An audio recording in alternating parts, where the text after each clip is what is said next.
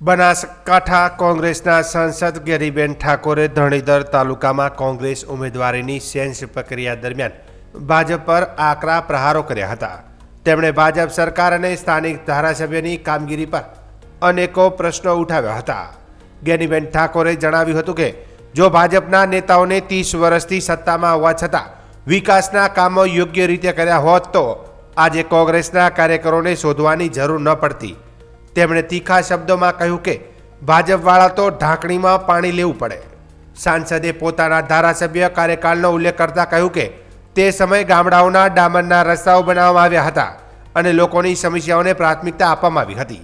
તેમણે આક્ષેપ કર્યો કે છેલ્લા 1.5 વર્ષથી વર્તમાન ધારાસભ્ય લોકો વચ્ચે જોવા મળતા નથી, જ્યારે તેઓ પોતે સતત ગામડે ગામડે ફરી લોકો સાથે મુલાકાત કરી રહી છે। આ સેન્સ પ્રક્રિયા દરમિયાન કોંગ્રેસના કાર્યકરો અને હોદ્દેદારો મોટી સંખ્યામાં હાજર રહ્યા હતા। કોઈ પણ ઉમેદવાર કે જીત્યા પછી રીતનું કરે ગામમાં અને બીજા એના ટેકેદારોને પણ એમ લાગતું હોય આપણે ઓલે બેંકમાં લોન લેવા જઈએ તો બેંકમાં લોન લેવાની હોય હીરોય ના ભરે ને તો પેલા ઓલા જામીન જાય ને એને ડિફોલ્ટ કરે ભાઈ કે તમે એના જામીન થયા હતા એ ભાઈએ લોન નહીં ભરી એટલે તમારી લોન નહીં મળે, આવું ખરું ને? હા, તો આમાં એવું હોય પછી જે આપણે જેના કહેવાથી ટિકિટ આપી હોય અને એ ના ઓલું કરે તો ભલે હું માનું ત્યાં સુધી બધા માટે કરીને ભવિષ્યમાં આવનાર સમયની અંદર બધાને તકલીફો પડે।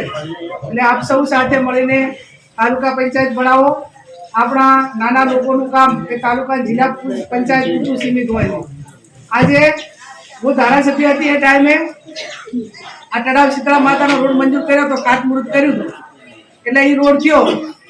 આપણે ચોટીલ વાળો કર્યો, આપણે દૈયપ વાળો કર્યો, એવા અનેક રોડો જ્યારે હું ધારાસભ્ય હતી એ ટાઈમે મોટા ભાગે જતા થતા હતા એટલા કર્યા।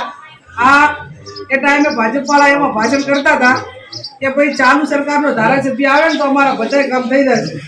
આ દોડવાની અંદર આ ગામ છે ધારાસભ્ય જોયા કોઈ આયા નહીં આયા? હું આવતી એટલા નથી આવ્યા ને।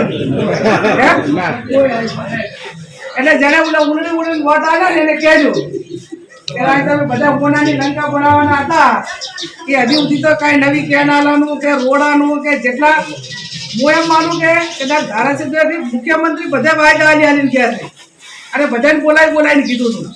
એટલે મારો કહેવાનો અર્થ એટલો જ કે એ લોકોને જ્યારે ચૂંટણી હોય એ ટાણે જ બધા વાયદા યાદ આવે કે ભાઈ તમે અમારા ભેગા આવો એટલે અમે તમારું આ બધું કામ કરી નાખશું એવું કે ને।